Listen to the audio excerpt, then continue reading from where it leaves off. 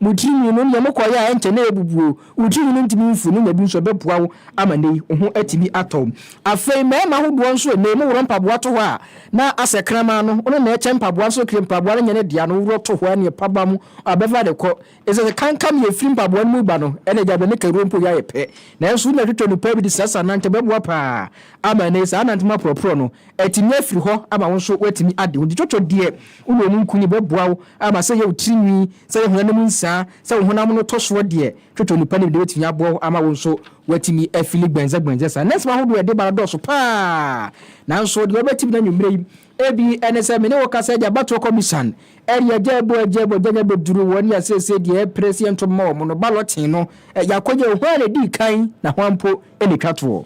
na electoral commission semu a awie Kaseɛbɔ me baba somo se no pebebre na na wayi wondi e de every match so mo ntom ho ase na nso nei omo so de atudwa chese hwe enya ade ombete ase kra onse na nsaze ECG kakra bi ka wo kakra bi kaba na esefo chese mpanimfo do da ECG anu na be ya enkempam wo mo na ebeko Kenya abrochi mamu na nei arabetro jase ensemo ekọ na efa meta ne ade ho no kwota makwan se Kenya ba betumi asiu meta enye we nku a ensemo bita wo se chabam ena nyimire ya bua no a ye betini se kokoro no atimi ede ama ene anyumenti atra se Muhammad Kudus die ene ensem no ye bebede ede ama bede we kase a ye som wona fe yetimi asoso mpa ye din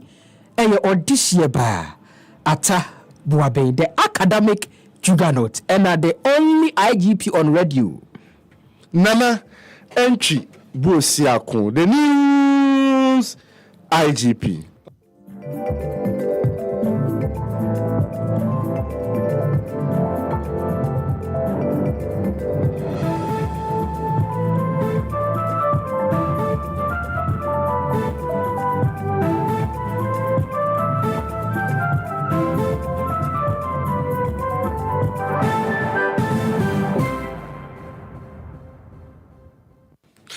Arujameno asena yensan ema wakwa babiu emra happy Kaseɛbɔ eso na yedo nsem no mu esuko ede amawa ena wiei ena ejebo eja enya ebedu ani nano eni se electoral commission ebo omodia etumi ede enipa baako edu miensa oje omu etumi se omu na Nyankopɔn ya adom a December bosome omu ebetumi ejina na omapre Ghana ye mampani egwa no na eba abontene se ne MPP wo NDC wo ene independent candidate no so alan kwadwo chama twem ene egum Christian Kwabrandus enso etuala pa na ramanyoko no edoso independent no so edoso pa na electoral commission de tuwa chese ne ya ene wabomoden na watumi edi enipa hodo a omo Portugal sebeka se omo qualify edi ababonte no na eho akwakohia se omo na etumi call electoral commission no atra ekese mu a ewo ekrabuvuni mantamo na the Portugal se kan se balloting se ne ufa ba akwa se ballot paper no ona obedi kan ofa mienu a ballot paper no ona beto so mienu na ese ye kwa na bra awie yi empanfo ko se electoral commission akache na na nyasam keto akresi wani se okachire ele normal mienu o de edi nkan yakoba se ne omomo amanyoku ahodo mu no independent ntanche ansa na omomo amanyoku ahodo ni nkan kwofo ma de ne ehwe se wo be pikise no ele de ba yi ni eba na MPP amanyoku no eda ka wakọ piki baako na so da first APC eda mienu boom efa ne nsa NDP efa 9 GFP efa num GCPP ensia NDC ejoy ekofa nso LPG ewotwe NCPP efa nkro afa ewie ya NDC amanyoku ense ye ntiase enya de bete se so hwa me ho da ho MPP amanyoku no ekokofa ye baako no ntiase ama electoral commission say bi samo ntiase de a ene yensa anya ni bio na ye ni bio mu no ama numbers no assign asesa ni na no ene say electoral commission say bi mu na yesa ye ballot no efofro no de yesa ka sesi a che say MPP osugogo amanyoko no sa akọfa no o ma sa afa first NDC amanyoko no ekokofa ya se so ma fa wotwe esendi samanyoko no ballot paper no said o mawie ya ena mo agitumudi a ndi samanyoko no ekọ ewo twe that is mahama ene obeda wotwe na bawumia edikan enti ese no de December bosom no so akwa akoto aba na ese MPP amanyoko Dr. Muhammad Bawumia eda 8 eba so odikan ena mahama eda 8 break the 8 no akwa mahama nsemu ana yes you na break the 8 so mo so be block 8 no enti so wako for it is on the block 8 no blocking the 8 first one ballot in this nya 7 no so montiase enya so like perfect number part nem so o montiase ni akokwala obewu ti enya foforo yekoye ne send this ko 8 by MPP the first na ya sesano no ana can be nembe ya sesano no ana Ghana for ne be kire mmerese to aso ejina Ghana for se yo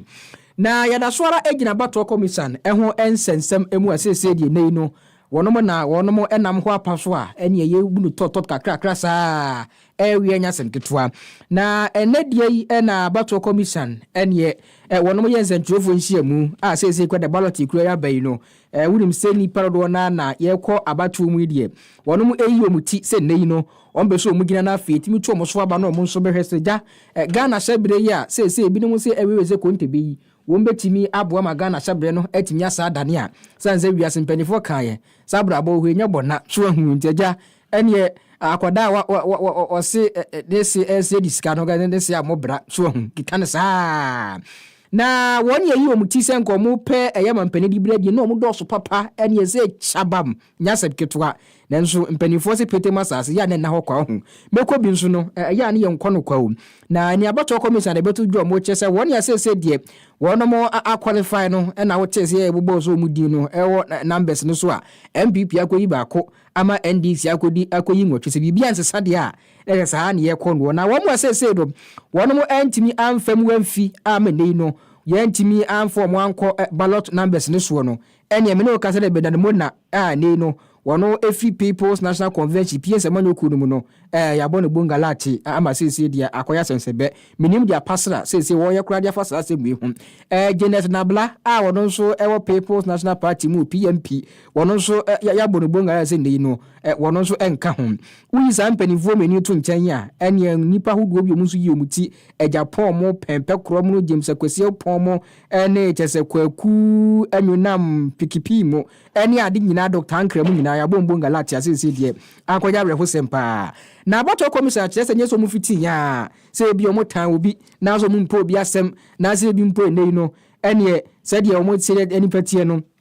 omo mpenti omo ayesa na emu na yemra ene ni omo di ye adwuma omo di nsise na to ho asese no sa amanyokuo ni sa nipa fu wi no ya bombo ngalati no na wo kire mu kura kire se empanimfu ahoduo hu emfunso ahoduo bi omo ye wabomdom krata baaye no bato commission mo adom mre pa se nkomo mfa hwe na za emfunso no nkomo mfa nsesa electoral commission twen latalata mo nkofu ya ma entoma ma ne de na ania se kumawu bato de ni bikwaku ayi manu ono so kwa ekoma na kuma no saa wo ma masa no ntini na bato commission so mu ni hwe se nei no ombehwe na afisa ampanimfu yetimi ayi omo ede afira kansi a ye kodi akopem mpere di bere wa fimpino ene aduonu ena mu ntia bato commission mu ntie mu dia ba kire se nkofo no nkunsu bi bo mu nkrata no so ye mo kwan so mo mekire mo ama ena nam so asisi de sa nkofo ambubu mu din ye yi omututu na bato ye kotui omu entimi enyina empre se mampani ma Ghana fo ento won so abai issues and he was cleared. Former Kama had a number of issues, and these issues were brought to her attention and the attention of the party, and they were able to satisfy the requirements, and the committee cleared them. Mohammed Frimpong of the NDP also had a number of issues ranging from a non-submission of a tax clearance certificate for the vice presidential candidate and incomplete particulars of some supporters. The issues were resolved within the nomination period, and he was cleared by the committee. Mr. Kofi Koranting also had a number of issues, including the use of registered voters in a particular district to support the nomination in another district. His issues were, however, brought to his attention, and he rectified them and was cleared by the candidate. So these are the 13 candidates who were cleared by the two committees. Enjoba fefe kwoko so no tobrum jimensa na wapoto mami nso machiri mu ewo akandi ni mu nso dia ma wasa no. Na sasem kroye mu na Franka Krafo Emma People's National Convention PAC amanyuko no. Ura Bernard Muna se hwe electoral commission pa. Enjemu Bernard ma no. Se memia mi jo me man qualify. Na dey chance man qualify.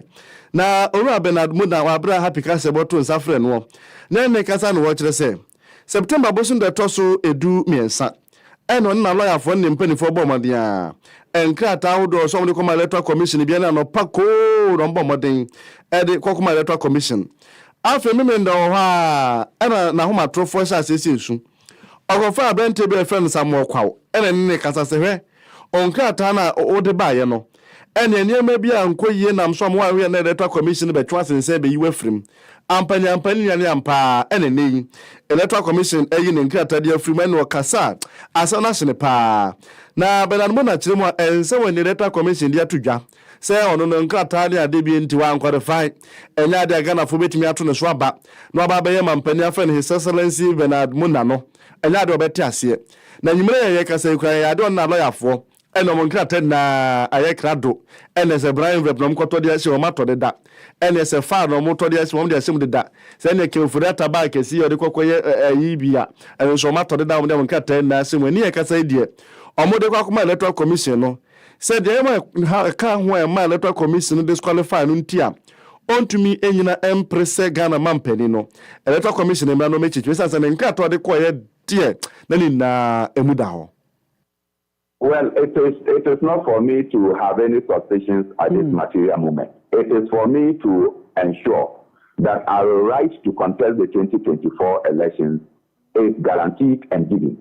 And that is what myself, my lawyers, and any other means we will use to get ourselves to contest the elections, we will do. The electoral process is not just coming to submit forms. It takes heart, it takes mind, it takes resources, it takes everything. The process of coming to do this is just one of the minute things that we have to do. Entono nkata na de na no o said that person bi say ehwema hu se ne ma wa tworo ni na ne signature de dase nkata ni na with that electoral commission baya o say disqualify nti ne die Owura Bernard Muna a okura Franka him Edema People's National Convention ni ye twese be supporter of form no o chese nya de obeti ase court kura obeko. Na wiase mpanimfo senya baakofo na nane abrewa so hu na wo hwese de niema no esifa ekro no a woni a sese no abato commission so mo enqualify se dey no wo mbeginam ya to mo so aba se amampani no enya yewura bonanko na sese de wanya mane o na pani baako no so egina mu de ama PMP mechire People's National Party Ginetna Blase abato commission ana na mo yesa ma bomi bonga lata ma de na hye me papa eni yesi da bi happy Kaseɛbɔ ye ne ma mi gye de twin kubo na abato commission kiri mu omodi abai ye hweseja etene sen ena o se happy Kaseɛbɔ fuwi asemu abato commission kan de menu omo nyadwen da biara da ezanse enwa ne se na men se mi gye net na bla se de mengu mesu sifatie se de mi ankasa me ba me kare mi ho a chese mi kura charisma no a metimi de adi o man ni mu no abato commission be hwemanim ha aka jira mse me qualify no menu omo nyadwe de biara da ezanse abato commission na ngazo mo nse da nka na kraso emu wo mo nsa ya bon incompetent brofo nyame na me kan ye afeso dwumade na mu die no so enam ne kwa so unprofessional so hu nti nei no se de abato commission de sa asem na ba no me genet na me ntrase sanse biase mpanifo sense funti ne si court dan meto aso akwase ni bia na woni asese no ya dwom atum nyina se de NDC fo de atodwo mo kire se voter register no omo pe forensic audit no me de nye voter register na me pe na emomu no woni ye ko file ye nyina da ene forms no me so me pe forensic audit mu pa anti court no ene bedi masema mamye na kopem sabato commission de me din be ka ho no ene wa hwe ya fimpro ne do na abato na die si ye beto no agyeduada no they are incompetent, unprofessional, and they don't even deserve to be at the electoral commission. It is a disgrace that Ghana, we have such people calling themselves workers of electoral commission. Tell me what me time, me throw this in petition that they to dissolve the electoral commission because these people cannot give us a credible election. I'm telling you, because they are incompetent. They are just totally incompetent. That's what I'm saying. A total incompetent organization that is not supposed to exist. But the say Jamesa, who Jamesa we over? You know, gender meetings, our IE, who come master.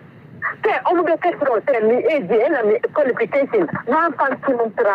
and I want to mean country almost in a way, young crane and empty family. Adiana Sidinet. Na we are simply for the Abuano Ebeka or the Anibleneka. Abuano so who are Hawaiian Senebo, and the battle comes how we did. A bond will be sent a pen and some learning crabia and a betchin. So I didn't dare what why IGP and already waiting in your room? Say from the curriculum of my obligation. Okay. Me to me, Kutamino. Okay. Me did never appear for Fidium Hane. Oh, okay. And in news, across the board. Yeah. Baba told me the but and conform picking is a confirmed Paluda number 5. What that number 5? And I Nana Kusia from Poma. On us, what that's CPP, so number 7. Number 7. And Johnson be could break in your banner, be could break in a bubble. Now the Abano, Yabobama, chief for the confirm. He say confirm one, is a CPP at 7. Kofia Palu, Echo 5. Hassan Abdullah Ayarega, Yakov, Echo 9. And NDC Joy 8. That's and on the Omoko 8. And MPP. At that first. Your friend is an baby answer. Maybe it's was MB. Why, you're queen. Oh, IGP, my dream woman, Tiasia. You I was saying to Kaseɛbɔ eso emfa emaum. Ebobo swing the toso edu enso and ND Samanyuko no. And a Ghana mantama hudoni na eye oye chano atundi say enough is enough. Ano moye ediatia electoral commission. So he voter register de kwakọ to aba afi ni mu amoche se mu na ho. Ene mu osum pa se tro mu osum se tum. Ai de to aba na nya de ebetumi ayeye. Na oye che no ekire no. Ena eneyi emabunu anoboboafo abedi ekire ema ND Samanyuko no. Owura Osman Ayarega akasada tudwa eno ochese hwe ohwe oye che na office na ND Samanyuko ni ye no a. Enye se bia ND Samanyuko no oye che na ye omode eno matna office ya no monanko komu woso no mkote to mapom se no manfo bi kano da bi ntesa. Neum answer electoral commission no ya yasoden. Aso abon fita duku etim de hebonkum wayi na ni sese be pani wayi mfra maboni woni pam. Na omne na kasa se register no emu na ho. Onye ne se o electoral commission sala talata gongo nya de a obeye. Na abro omne ni kwosiaye. No person kan central form rem. Ni emere metwa. Na obi a nhwe bu oni kasa mfonyi so. No be antibo ni kasa fidie so electoral commission say da bi. Enti ne evidence be pa. And then this funny bisa electoral commission say open tier oye ne ho sa. Na ND Samanyuko no ekire mu a. Aba no person kan central form na metwa no. Na kom the evidence ni to abontin o. Then na kom the chama Ghana phone na evidence ni nie. Na so electoral commission amakwan. Enti ne no electoral commission evidence na open no. Owura Osman Ayaga person bisa electoral commission say evidence ben. Simply hand over our concerns to you. All these concerns can be corrected. That's why we are calling for a stakeholders platform. We're calling for a forensic audit so that every stakeholder, every actor in this election, be it MPP, be it NDC, be it CPP, be it APC, be it the EC themselves, independent bodies, let's sit together, bring your representatives, then we can look into the register one after the other so it can all be corrected at once so we all can agree. Then we can look into the register one after the other. It's a better asset as a panic when you have buying. On before Banyans form, then Senator Commission Makwan, I near Cotti, Mabunu, Anabo for Abedi Chile, Emma NDC, Amanyuko, Osman Ayarega. And Yamiguzweka will say happy to the Kaseɛbɔ and I was so good wuti, and some Yuguswa yet in the Sekuno, Edema Winnie, and Yasam Ketwakra. Na ene ene amane boni eye afia kopia ene ebomodia wurewuremu a kopie mu presenter na de ene ekosfo na nyasem ketwa adan ya ye wala nkodwo trematen sese di wafam fiu ama nei no ene wo gene samba pa benard so ne nyabere pa na branso esoso no nso ebekokọ tu tim se eni bere pa na abanen so alan de me ne okase wafam afi na alan kire se nei no sese ene masifa koye no ɛde abrɛ nyina mpanimfo ahodoɔ a moba ne yɛto abama wɔ mo no mfinhyia no bi aduasia bi aduonso hɔ so ahu ɛne ɔhwɛ Katie Hammond mo ne Furiata no mo nyina mpanimfoɔ na ɔno ba a wɔba no deɛ nei no ɔde bisusu nkokora ɛna ɛba amamuo no nti no me ne ɔkasa deɛ nipa a sese ɔbɔ n'akyi dɔm sɛ Franketuwa bɛdi akyire no ɛyɛ abranteɛ mogyamu no wɔ ne mu a sese no deɛ ɔde ne bɛbɔ adwuma paa ama atimi aboa ma ɔma yi ɛnso atimi afa no ntoma pa ɛde afira na wabra nei no ɛne Alan Kwadwo Kyeremate ɛkasa ɛwɔ abra na ɛne skwa abɔgusu danso ne yeyi na kyerɛ na yagye na tum zampa wɔn na yɛ Franketuwa bɛdi akyire ɛne ba pani wɔgye sɛ hwɛ meba no nyeze bi a abrɛ nyina mpanifo da bi ɛsɛ me fu bi a ɔyɛ ɔbɛbu no obi a wɔte mbabu no ase obi a abrɛ nyinaa no ɛne wobɔ ne dia na ɛso obi a ehunu no saa nipa no saa ne wɔse yɛde ne ba na me Alan Kora medi ka kadada sɛ me nneɛma ahodoɔ bi a mede ba bɛboa Ghana no ɛmaburu no paa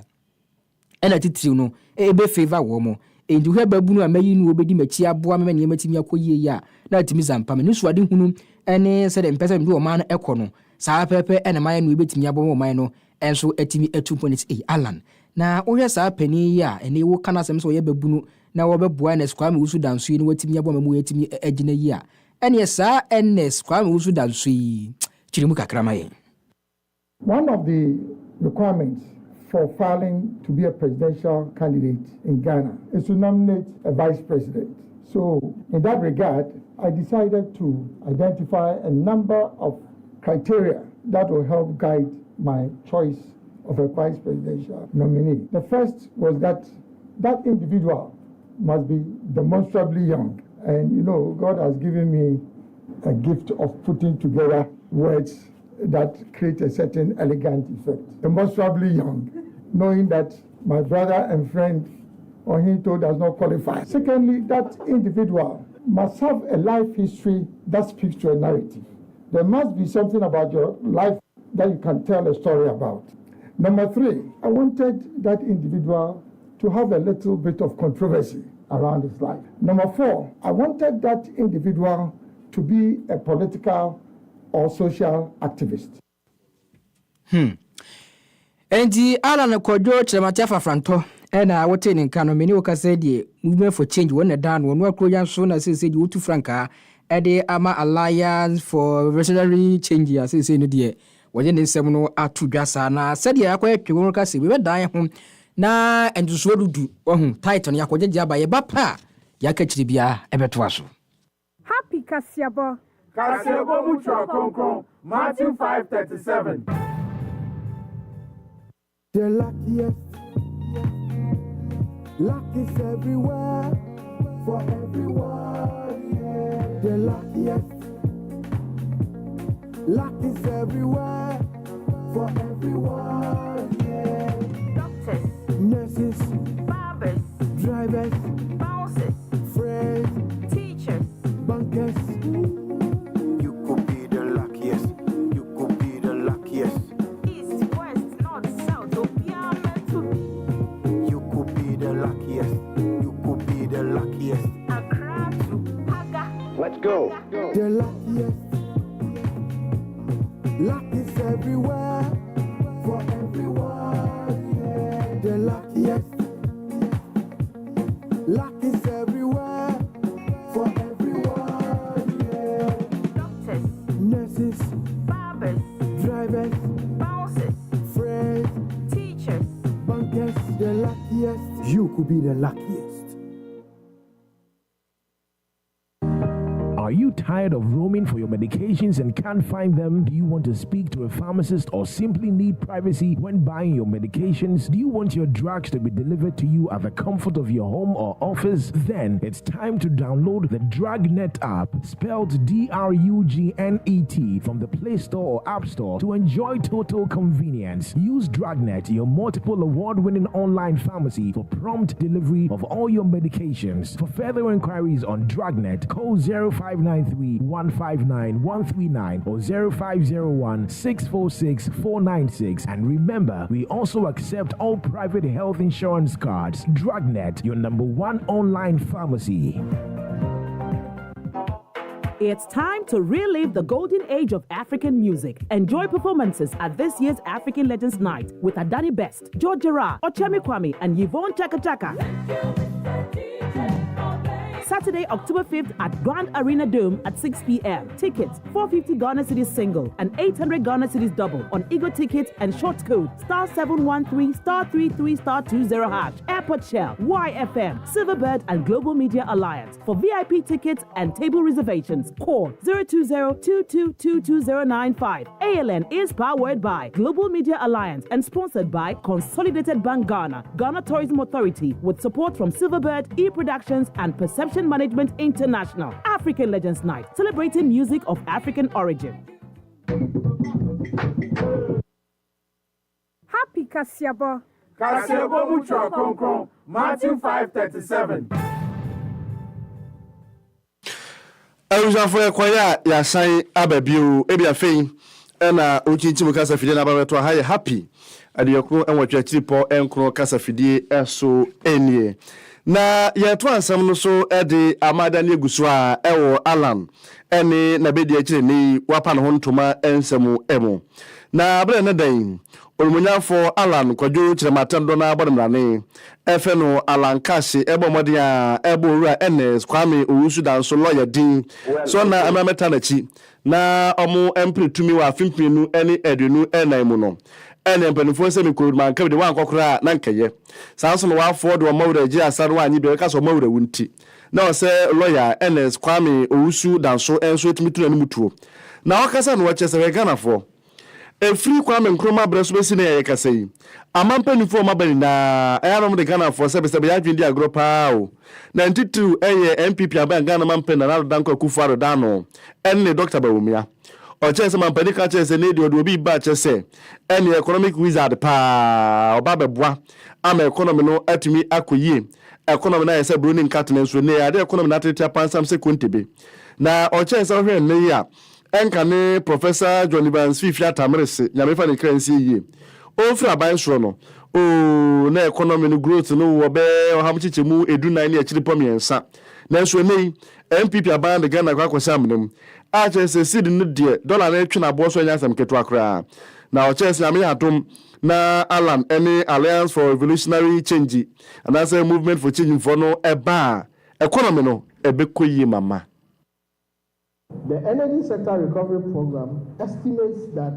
the realized power. We have often been fed with technocrats, economic gurus, and men with huge titles who have never failed to disappoint whenever they are given the opportunity to rule our dear nation. Take, for instance, the current Vice President of the Republic of Ghana, who is interestingly seeking to lead this nation come January 2025. Dr. Bawumia, the highly touted economic wizard, was introduced to us as a man who had the answers and the magic wand to bring discipline and structure to our alien economy in 2016. He came with all the titles armed with technical jargons and economic axioms that the ordinary Ghanaian, me and you, had never heard before. Top of his priority was a stable economy and stable city, a migration of the Ghanaian economy from taxation to production. But what do we see today? A city in free fall. Prices of basic commodities skyrocketing beyond the reach of average Ghanaian and an economy teetering on the brink of collapse. Today, the same economic wizard under whose leadership as head of Ghana's economic team for 8 years, plunging this country into an abyss, is seeking to become the president while telling us it is possible. The question then becomes, what is possible? What is possible? Eno Frank Akufo be de chire Emma Alliance for Revolutionary Change, a movement for change. Lawyer NS Kwame Owusu dance when day wa brana owura Alan kwadwo chemate pan hontoma edna chire Ghana for eno we say asansemi egu ho. Na we asisa sempanifo si aboso ba na Emma eja epa yenti no ene enei no said Alan ohwe mpanifo titiriwu a ewo ekuomu ene ohene nto wapa no ho hopes in adoye the controversial man no so we hwiatra no ya bi ankasa me wofa boa bia samwa wono so wode afanase na wono NS Kwame Owusu dan so no wabɔ ne din no a udimi se Alan wa ya de na said ye wa hwempanivu nyina na wa mmɔ mu din no no abia Frank tuo bɔ de achi no o modia na neni wa bodwuma wadre pa enso de abo Alan na ne suade hu no atimi abam Ghana nso yatimi afentu papa e de fira na se de ya na wiase mpanifo ka omasem se unya dokro ne bankudi a na asada piesie no udi bi abane kadika wura utwa pemu nso na ene ewudi na obobuo mu a na efise kan adu twaye etidia Alan aye die nani so na ba oba no so bebo Alan pa abane suade hu no enso atimi abem. Represents for me the loudest trust in the Ghanaian youth, and for that I continue to say thank you. Thank you, sir, to our Afafanto family and the Yellow Army. I will not let you down. This profound responsibility, trust, and confidence that has been placed in me, I do not take lightly. I am committed to the cause and firmly stand by my boss, the affable Alan Kojo Chemate, to work towards achieving the great transformational plan. Being here today is beyond my wildest dreams and imaginations. I am sure a lot of you have asked and have been wondering, why KOD? Who is KOD? And the NS Kwame also dance Rabiam, Kotakofu Abanquemu, and all Raposano, near Jabrasako, dear grandfather, who to buy what baby or Bebuapa, Amaniama Kuyama Alan. And Yemfi Afafanto Abusiano Emwen. Na yemfi ni enchemu ewo Franke Krafo Emma ND Semanyukono na kache eni Ura John Dramani Mahama Gunja de Sekronkron. Na nansaimu ene babetu edwase kanema mpani John Dramani Mahama. Ne ntu aba okwa ne okaza fa resetting Ghana's economy. Resetting economy no. Ene babetu edwase papa dia tudwa chese wo ba na mabe Ghana mampani se hon ene free education no. Ene okopepe ntenten na aduane de mama from one to aso sukuru watwamu se ten ene okonto aso sukuru a enya ade aban beboka na jollofi fried rice banku ne nkwan ene ade mamu bia mmadio ya mamu aduane ni da na asem babeto abonte ena ne campaign na se omamu bo anama ne campaign no ene omo kasamafo maame Joyce Bawa ene krata tenten ten nsasha ase no wachirim se hwe someone na mabonten say kanema mpani John Dramani Mahama so ba free education akro betwam afenuane ade ma free education for no be ye for ne enya no kure na emum o hwe resetting Ghana manifesto no ba bonten no a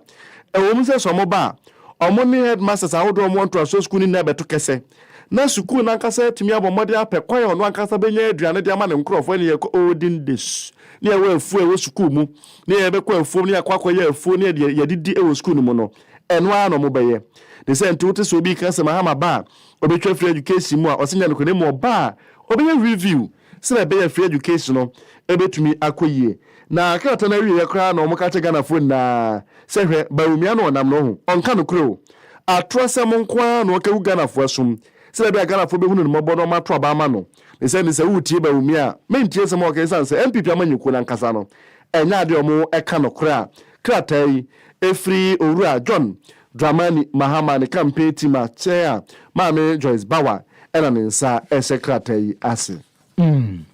Yani nkrata no de yade se eba pa unim se Nyankopon ya dom a edwada eda ya nemu yi eya fofida so ahu nti no yadwa etena ho etena no eni anya sem ketwa na enam se akosi weekend nti no ya transmogrify edi akwose edwada IGP no wo ya de se na sabi akoba ne saa no eni ba ne saa ne ehunu saa no a na ehu behia pa se mpanimfu ahodo enei eni boaye ma Ghana yetimi de ye ho efiri kwasibu ni kokko ya fochiri gongon nsam no e wase ye bo mu na baso pa na Socialist Movement of Ghana SMG eni epani enei no woye twetwefo de ma wo mo ya nkase papa kwasi practice eni woze MPP fo ho eniema hodo bi a wo mo ye no kire se wo pese Ghana bakosem no omo Daniel ni so hu ase omo nsem omo keka no omo ya ka dia fever JB dankwasa ai eni JB dankwakora ne nei no jabroji Ghana si ho ama kwa me nkroma hompem je ne eni ono buaye ma chese Ghana enya afa ahodie ni ade no ase ye esi nchen eni na anu adampo hensem bia na poko keka ye se ai eni okufu adumpo abomoden empo chen yewura nkroma no a na utimi se nkrofo no omo ya se nei no ombe twate Kwame Nkrumah so hu ene museum aye ne foforo sika wodo esesa no ni busa wodo nyina kire se MPP fo no pese yewura Kwame Nkrumah no omo ye ni shege ntinei wo kire se ye bedi sa afufi da yi a eno Founders Day celebration a bai no na semu a wo kan so omo hweyie na bakwasam de untimi ensesa no ema no enye yie ene yentoa ensem no eswen Emeka Kani ena eku from Democracy Hub Erikrata Babontin se ohwese de ni Ghana atete pansam na se de niema ekono a ene kasa ba kwa aban tepa ene we yekire ene obi onum se tintes kokko de gufom se kimende aban beti pa ne senti omo ebe yo yekire na omnekrata babon na se ro yekire no wo hye so mbesha se September bosumin ni be toso aduonu baako ekosi na aduonu miensa so September 21st to 23rd eno mbe yo yekire no na oyekire ni na pomponso no na omne be ko piemu ewo Revolution Square eno no ewo Jubilee House ani mu hwa enkrampuni mantamu eno kwa kwato na baako miensa omu nyale omu nidi omu numunsu omu na ni na so omu yo yekire e de Ghana aban na public attack kuma Ghana Police hwe na Revolutionary Square no na mampani ata won de ma mkwan na mkwan wa yekire ho na amoma afori bi kwaye nema bi asabe hu hia na yeye ne den ne senti omu no mu atwe so daara na ne den ana process adwuma kuo no ene eye Democracy Hub fon kwaye nhyiamu na so nhyiamu no mkwaye no omantimi anko entiase apam ni na ene se press fund to manim se oyekire no mpeso be mpeso mu oyekire wo no amwa Ghana sumdue Nisenti nkebe yi a ena omo yamba ko be nso de di nkan omo form yo ye che no nko Cantonment Post Office DL hono anase VAJ Association Junction MTN head office o baby anase Wax Sports Stadium omo fa nko ho anase Obra Sport omo fa nko na ka ukudi ana Efa Sunderland Park anase bia Trade Fair Center o baby no nko to omu na miensa na so ku ekire mu a enya ade ombe kwa ho nne no makwa ho chebe bo mpese omo ko ne hwa eno mebeko na enamso ama Director of Public Affairs Emma Ghana Police adwuma kuo no ACP Grace Ansakrufi akasa chechem de ntipa omo ene se kuo no anko entiase apam no ase ekoba ne sa na chese ye ne omo ntimi enya pene ewo bia omo beye sa ye kire no nti posi ye yegusu sign asre organizers ne se bia ye de ama omo no omo san susu hu biom na omunyimu baako sene ebeye a yekire no ebetimi abaso na posi yabma omubambo sene ese ewo emra kwanso afeso yesre Ghana fo nyina montimi enfa kwanyei ene organizers no enkasa se bia posi esusu ama omo no omo susu hu na omunyimu baako sene ebeye a omobetimi aye yekire no na posi so ama omubambo we no machi no information ba ko mienu bia posi apeke wo ground search say nipa ni bia omo pese omo ba sa ye kire yi bi no omaye omo adwen se omba bedi atutra sem a ebebu Ghana mra so na etime de basabasa yenso aba Any eye Director of Public Affairs Emma Ghana Police adwuma kuo no ACP Grace Ansakrufi eno ba kama pa o tene kasa no da form boko na nso anything so makwan kra emo ye kire no omo enye ni se Democracy Hub for beji atum na ye kire makwan koye o bia police for na esia no ana so munyi ntum de emre ne nkrabia ena ebe kire inga so fuma me pa so na man se sen hub wo hu so omo se nya hub e hub no se yuri e vow na elie den na bi no so ye vow wo hu anti up okay ampa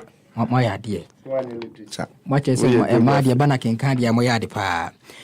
na nse wunim se woni a ehwe yenyima hoden enkania so e de ma ye electricity company of Ghana na nse wotete ye se kabi o mabobɔ ni ade no na che se o mo ka no mabɔ na nyasem ketwa na o hese de nei no mo dwumadi o mu di ni ade ne ka o mo bɔ no a na e do kra na mso ma Ghana fo ye na ekobasa obi ka na sem se emo na mo bre na mene wo kasa de ade se policy lead on petroleum and conventional energy our Africa Center for Energy Policy esebufo ene o ma sentrofo jiamu ka kire mpanimfo awdo o muda eye nyimahode ekuo na no se he ebe yanke empam wo mo esanse o mo bra bia bra o munuma so o mo bo ma Ghana kese ye de ka esanse o hwe 2017 ene 2022 a eka mo burugu ho 295 million beautiful travel Ghana citizens na huri ko 9.7 billion edu hemu pa dia easy jo mo bra edu owura kodo ya che wo kire se ECG bra no mo bone de ense fa de ba ya ka won e da ho nyina no yenya reshuffle. The Energy Sector Recovery Program estimates that the realized power sector shortfalls between 2019 and 2023 were about $8.25 billion. This is sheer waste of public resources that cannot persist. In light of the above preliminary comments, ASEP recommends the following. 1. PURC should assume its regulatory functions over ECG. Specifically, the Commission should implement aggressive measures to have visibility over how much revenue is collected and spent on value chain participants and any other expenditures that may be undermining the sustainability of the sector. Endoro ya chano no was one tiase ECG bobo kasa haswo na IGP yadu ahode ni de mamisu asem ya IGP de mi se ambulance wonso obufu eda oh me ntem hu mo we filling station obu for the first time me ntem hu mo ntem mu for rough ado mo kana enwa produce we do it here that's the people say don't use mujana on ntem hu mo sa pa we use fuel so am so call filling station ekokobu enyumre Paulina said nyumre aso ye go filling station mi sa se ube wi nyami shira ro se na waje nyami shira me mean to me kan a manifesti oh yeah we aboye aduma ntem dodo a manifesti wo me mentally and in hospital we bo bia na but nyami shira na se hu 10 times we bi singa me sa wasa asem na we IGP die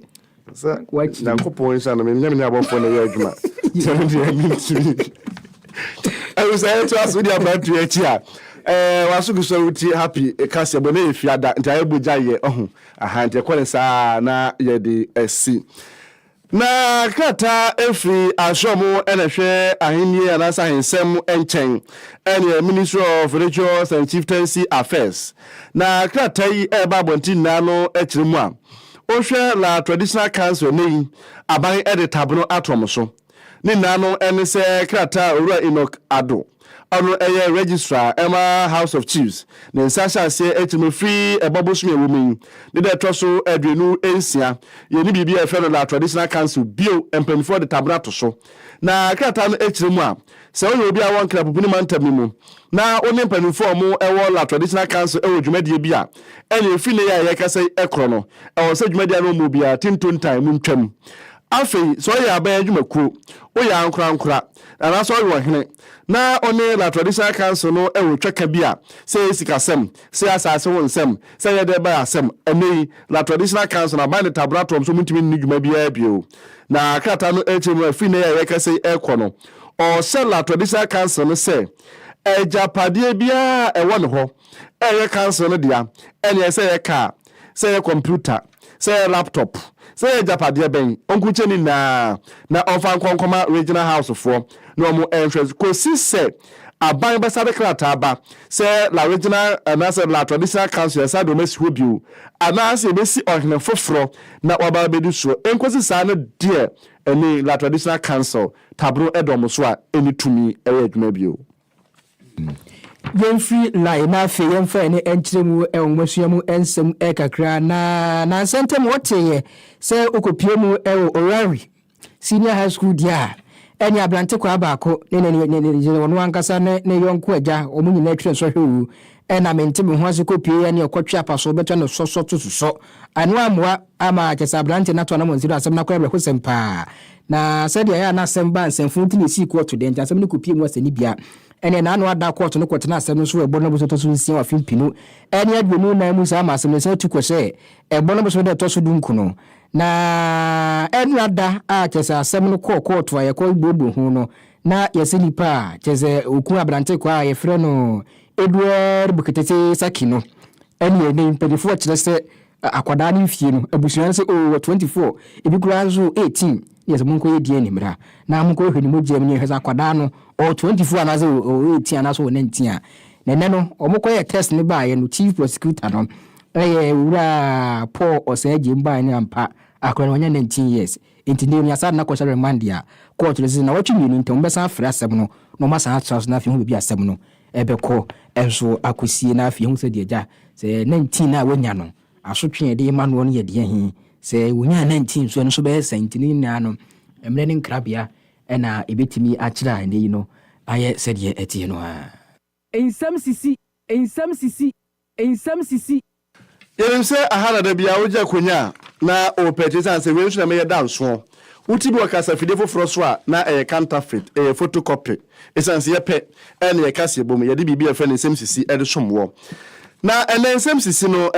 areho fa ba bi nso anika pa ni na no se fa abawe bi edi ensa ka reta na reta yo cheche ni wadi mfie no aduenu ensia 26 years old girl children girls na abekuma na otie na reta chemu a oni na mu a show them eno ko si abrante ro no so di ode ma no kin na kin say oh abayo ho ofe you are very succulent and mbesa me no tra na ye wo na ye bobra na sika so abrante ne sempant reta te ase ma no yes I do eno na abrante sha ase so msese ho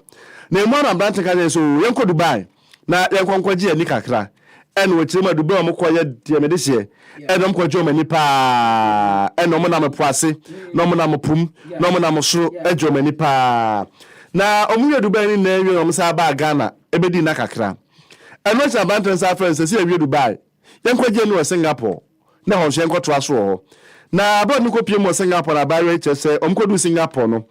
that crowd agomu pie enya ni je ni mo amno no bi kakra wa huhwe bio na nso te na odaya sabia na da me yeden ohwe na furu so a chese ya pai na furu ho a ena asem ketwa adan ya abante na koto ni kidney baako a chese ayo ho sempa na reta ichiremu a chese kwa abante na fa so tam ne ko hospital ho ma doctor fo ye no operation ni kidney baako no dwene ho a ontia so tia se so onwene ho na ba doctor fo yi no na immigration fo gina bontia ya tam na sika mu a chese na bedu Ghana ne no ara ho sempa na kini nso ya wo hu na chiri kwan a chese nei abaya reta kodi by case wo Singapore no ya kwa yi ni kidney atonwa aya ho sem wenu ya futu amema no mamu ni sikachi ya hosiri mo fi sa wo hosiri na mi se sikani abrante am ti ya se de IGP ya menyam sa sikani abrante be no bi aboa transfer o kasa mitie o no bi aboa o mu ke wa kasa no muska le twaso mi obi Muhammad da fi se be ase me judi me obi aboa me danti obi aboa da o se ne nipa de obi anwa na ho de so na kwa o ya ne emum me bibia complete fi se be ase mi hu hia da yo sikani abrante te se mi muska papa ska se Bruno fe Rebecca se say ni a henu zu yenko Kenya ama ahodo so nsemu na ne Kenya court no ene omo de atemu aba se Facebook fo wo mo mada company e from Meta na so mba ye a omo jom hena wo Facebook ni ade ene yezi a East Africa hase ni bi si wo mo izan se contractors bi a ene no mo ye content ho adwuma no ile off no akofa sem kese pa dia bentinezi a hwe ya Meta fo no ebesi wo mo pa za so wo dum de no mudi no ensheda mankrofo no dwumadi omudie no ntimi enkoso papa masika oso munya entile no wo masi wo mu akoto no eso di mu atemu aba yenko Israel na Israel kwa akoto rocket bi awo northern Israel amana mso amani ya kasa die ene Ibrahim Akwel ono senior Hezbollah commander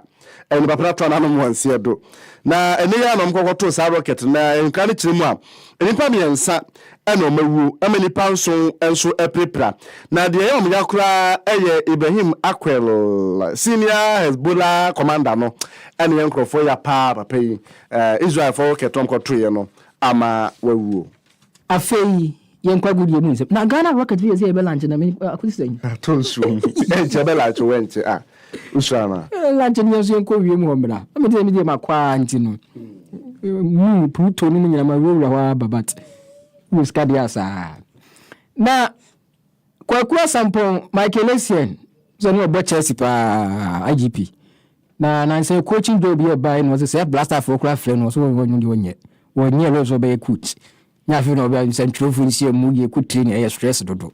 To no coaching job near Bana Quemudi. Or Buscuto to baby at Mike said. The Cogitu Uncle be assistant coach, but one was a Bana Quemuno or Pretu babies as 1 year crado. Say obey coach Juma. I find an essential for workers at the international blasters ultimate Adiano into a rejected. The pro is the last one, but actually the pro is more about leadership. I think it's not much to do with like planning sessions. Okay. So maybe for now no, but maybe at some point. Eddie, no, coach here, IGP. Yanko Ghana Premier League. Na nyame adomu a na otwe wieye o match week 3 no ebe sha ase. Na yese da ka so folk de are hose. Na week 3 no mo ene eye bechem ena edibesi ani. Na yese da ka so folk match zo mbebo University of Ghana Stadium Legon. Ho no mbebo wo. Na kotokonso ne Young Apostles. Edibebo ani ewo Obuase. Young Apostles. Our league no was so bad abe. Our league no. Obum hwe.